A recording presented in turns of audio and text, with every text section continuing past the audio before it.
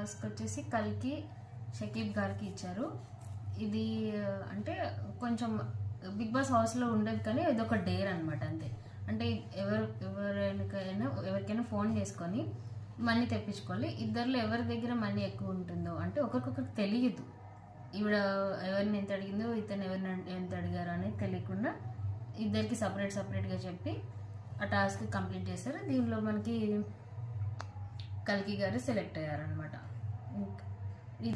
Day 1 ఎపిసోడ్లా జరిగింది. మనం day 2 ఎపిసోడ్కి వెళ్దాము. ఫస్ట్ డే 2కి వచ్చేసి అంటే అసలైన అగ్ని పరీక్ష ఎపిసోడ్ సెకండ్కి వచ్చేసి మనకి ఇద్దరు వెళ్ళిపోయారు.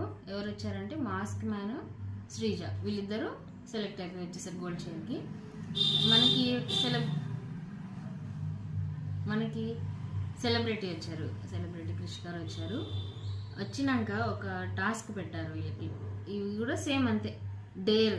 కాకపోతే ఇక్కడ ఏంటంటే ఒక ట్విస్ట్ చెప్పారు.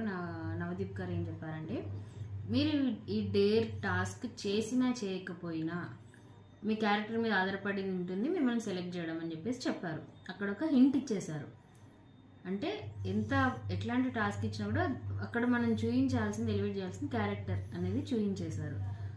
అయితే ఇక్కడ వచ్చేసి నిన్న డేర్ చేయని మిగతా వాళ్ళని రండి అంటే నలుగురు 6 వచ్చారు.